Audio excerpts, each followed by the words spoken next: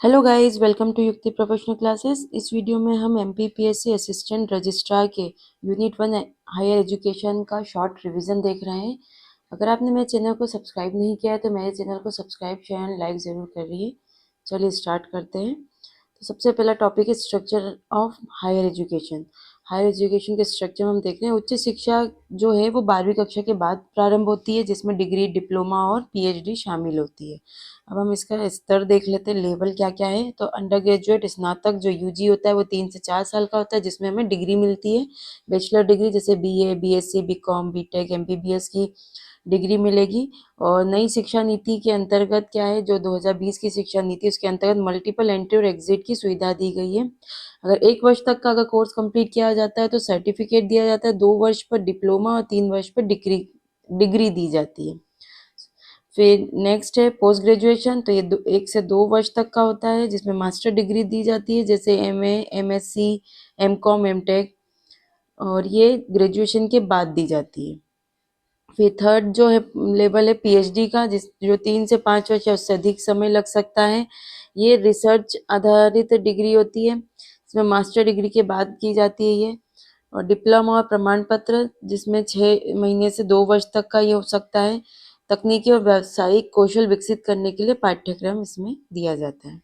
फिर modes of higher education. तो higher education के जो मोड है वो रेगुलर बेसिस पे होता है। फॉर्मल मोड बोला जाता है जिसको नियमित, जिसमें कक्षाएं प्रतिदिन लगाई जाती है, जिसमें कक्षा में प्रतिदिन उपस्थिति, आमने सामने पढ़ाई और प्रयोगशाला की सुविधा दी जाती है। इसमें ये जो यूजफुल है किसके लिए है, जो रेगुलर स्टूडेंट है उनके लिए। फिर जो रेगुलर स्कूल जा सकते हैं या हायर एजुकेशन के लिए कॉलेजेस जा सकते हैं उनके लिए। दूरस्थ शिक्षा ओडीएल जो है डिस्टेंस एजुकेशन, जिसमें पत्राचार होगा, अध्ययन सामग्री, कुछ संपर्क कक्षाएं ये प्रोवाइड की जाएगी। ये जो एजुकेशन है किसके लिए यूजफुल होगा, जो वर्किंग पर्सन है, जो काम कर रहा, नौकरी पेशा में है, जो दूर रहते हैं, जो इजीली कॉलेजेस जा नहीं सकते, वो इंस्टीट्यूशन वहाँ तक जा नहीं सकते हैं, तो वो दूर रह के ही वहाँ से अपना एजुकेशन कंप्लीट करते हैं। ऑनलाइन एजुकेशन, तो इसमें पूरा कोर्स ऑनलाइन मिलेगा, वर्चुअल क्लासेस मिलेगी, स्वयं और मूक के माध्यम से ये चीजें चलाई जाएगी। तकनीकी रूप से दक्ष विद्यार्थियों के लिए ये उपयुक्त है। अंशकालीन और सांध्यकालीन कक्षाएं जो पार्ट टाइम बेसिस पर होंगे मोड, उसमें कार्य समय के बाद कक्षाएं आयोजित होती है, और ये वर्किंग प्रोफेशनल के लिए यूजफुल है। अब भारत में उच्च शिक्षा के संस्थानों के प्रकार। अब जो इंस्टीट्यूशन होते हैं, हायर एजुकेशन के इंस्टीट्यूशन जो होंगे वो किस टाइप के होंगे, तो ये सेंट्रल यूनिवर्सिटी, केंद्रीय विश्वविद्यालय।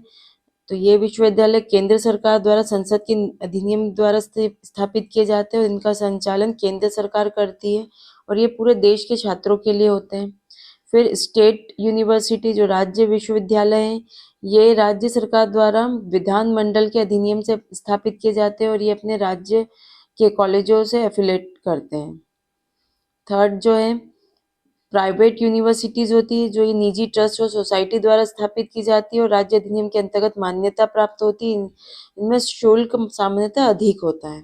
डीम्ड विश्वविद्यालय, जिन संस्थानों को उच्च गुणवत्ता के कारण विश्वविद्यालय जैसा दर्जा दिया जाता है उन्हें डीम्ड टू बी यूनिवर्सिटी कहा जाता है। ये अपने पाठ्यक्रम स्वयं बनाते हैं। फिर ऑटोनोमस कॉलेज, स्वायत्त महाविद्यालय, तो ऐसे कॉलेज जिन्हें पाठ्यक्रम, परीक्षा और मूल्यांकन में आंशिक स्वतंत्रता दी जाती है। मतलब वो अपना पाठ्यक्रम सिलेबस खुद डिसाइड कर सकते हैं, एग्जाम ले सकते हैं, इवेल्यूशन कर सकते हैं, लेकिन डिग्री जो दी जाएगी वो जिस यूनिवर्सिटी से वो एफिलेटेड है, वहाँ की जो मूल पेरेंट यूनिवर्सिटी है उसकी यहाँ पे डिग्री दी जाएगी। फिर एफिलेटेड कॉलेज जो है, ये ऑटोनोमस कॉलेज है और ये एफिलेटेड कॉलेज है। एफिलेटेड कॉलेज में क्या है, ये कॉलेज जो किसी विश्वविद्यालय से जुड़े होते हैं, यूनिवर्सिटी से तो जुड़े हैं, लेकिन इसके सारे जो भी नियम है ये पूरे यूनिवर्सिटी के अनुसार ही कार्य करेगा। मतलब उसको डिग्री भी वहाँ की मिलेगी, एग्जाम, परीक्षा, पाठ्यक्रम, मूल्यांकन, ये सारी उस यूनिवर्सिटी से जिससे वो जुड़ा है उस यूनिवर्सिटी से का ही होगा। इन दोनों में डिफरेंस ये है कि यहाँ पर जो ऑटोनोमस होता है वो सिर्फ पेरेंट यूनिवर्सिटी से उसकी डिग्री दी जाएगी, बाकी सारी चीज वो खुद डिसाइड करेगा। और जो एफिलेटेड कॉलेज है वो सिर्फ सारी चीज यूनिवर्सिटी पे के हिसाब से करेगा। चलिए, अब है उच्च शिक्षा के प्रकार। अब जो हाई एजुकेशन है किस किस टाइप के हो सकते हैं, तो सामान्य शिक्षा जिसमें कला, विज्ञान, वाणिज्य, परंपरागत विषय जैसे इतिहास, भूगोल, भौतिक, रसायन, गणित, अर्थशास्त्र, वाणिज्य आदि ऐसे पढ़ाए जाते हैं, वो जनरल एजुकेशन में सामान्य शिक्षा में आएंगे। तकनीकी शिक्षा में इंजीनियरिंग, सूचना प्रौद्योगिकी, आर्किटेक्चर आदि तकनीकी विषयों की पढ़ाई होती है। व्यावसायिक शिक्षा जिसमें डॉक्टर, वकील, शिक्षक, प्रबंधक जैसे पेशों से जुड़े पाठ्यक्रम होते हैं, जैसे एमबीबीएस, एलएलबी, बीएड, एमबीए, ये सब व्यावसायिक शिक्षा में आएगी। व्यावसायिक और कौशल आधारित शिक्षा में इसमें कौशल विकास से जुड़े कोर्स आते हैं, जैसे I ITI, polytechnical, fashion designing, tourism, hotel management, ये सब स्किल्स है और बिजनेस से रिलेटेड एजुकेशन है। फिर open and distance learning, ODL, इसमें विद्यार्थी घर बैठे पढ़ाई करते हैं, अध्ययन सामग्री भेजी जाती है और कभी कभी संपर्क कक्षाएं होती है। ऑनलाइन शिक्षा हम देख चुके हैं, इंटरनेट के माध्यम से कराया जाता है। वीडियो लेक्चर, ऑनलाइन टेस्ट और डिजिटल सर्टिफिकेट दिए जाते हैं। अब एसडीजी सतत विकास लक्ष्य, तो सतत विकास लक्ष्य संयुक्त राष्ट्र द्वारा 2015 में अपनाए गए 17 वैश्विक लक्ष्य है, जो 2030 तक खत्म करना है जिसमें, ठीक है। इसके 17 जो लक्ष्य हैं, इसमें सबसे पहला है गरीबी की समाप्ति, ये पहला लक्ष्य है। दूसरा शून्य भूखमरी, मतलब हंगर, भूखमरी को खत्म करना है। तीसरे में अच्छा स्वास्थ्य और खुशहाली। चौथा गुणवत्ता शिक्षा। पांचवा लैंगिक समानता। छठा साफ पानी और स्वच्छता। सातवां सस्ती और स्वच्छ ऊर्जा। आठवां उचित कार्य और आर्थिक विकास। नौवा है उद्योग, नवाचार और बुनियादी ढांचा। 10वां असमानता में कमी। 11वां टिकाऊ शहर और समुदाय। 12 जिम्मेदार उपभोग और उत्पादन। 13 जलवायु कार्रवाई। 14 जल के नीचे जीवन। 15 जमीन पर जीवन और 16 शांति, न्याय और मजबूत संस्थाएं और 17 में है लक्ष्यों के लिए साझेदारी। तो ये 17 एसडीजी हैं जो यूएन द्वारा बनाए गए। इसकी मुख्य विशेषता क्या है? ये 2015 से 2030 तक इसको मतलब फॉलो करना है। इसकी संख्या तो टोटल लक्ष्य जो है 17 है, लेकिन इसमें जो उप लक्ष्य, इसके जो टारगेट है 169 दिए गए हैं। इसका मूल मंत्र किसी को भी पीछे ना छोड़े, मतलब सभी को लेके चलना है। इसमें हर लेवल के पर्सन को इंक्लूड किया है। भारत की स्थिति सतत विकास रिपोर्ट 2025 के अनुसार 99वें स्थान पर रहा है। अब एमपी इसको कैसे उच्च शिक्षा से जोड़ रहा है, तो मध्य प्रदेश एमपी में उच्च शिक्षा सतत विकास लक्ष्य एसडीजी कैसे फॉलो किया जा रहा है, इसके बारे में देख लेते हैं। तो मध्य प्रदेश में उच्च शिक्षा सतत विकास लक्ष्यों, विशेषकर गुणवत्तापूर्ण शिक्षा, तो ये जो SDG 4 है उसको फॉलो कर रहा है। लैंगिक समानता SDG 5 को प्राप्त करने के लिए महत्वपूर्ण भूमिका निभा रहा है। नई शिक्षा नीति NEP 2020 को लागू करके कौशल विकास, समावेशी शिक्षा और तकनीकी एकीकरण के माध्यम से 2030 तक सतत विकास के एजेंडे को पूरा करने का लक्ष्य है। तो एमपी भी हमारा पूरा प्रॉपर भागीदारी निभा रहा है इसमें। अब इसमें गुणवत्तापूर्ण शिक्षा के लिए क्या है, जिसमें समावेशी, न्याय संगत और जीवन भर सीखने के अवसर दिए गए। तो इसके लिए मध्य प्रदेश में क्या किया गया, तो NEP 2020 के तहत पाठ्यक्रम में बदलाव किया उसने। कौशल आधारित शिक्षा लाई गई एमपी में, और उच्च शिक्षा के नामांकन बढ़ाने के लिए छात्रवृत्ति स्कॉलरशिप देने की यहाँ पे प्रोविजन किए गए।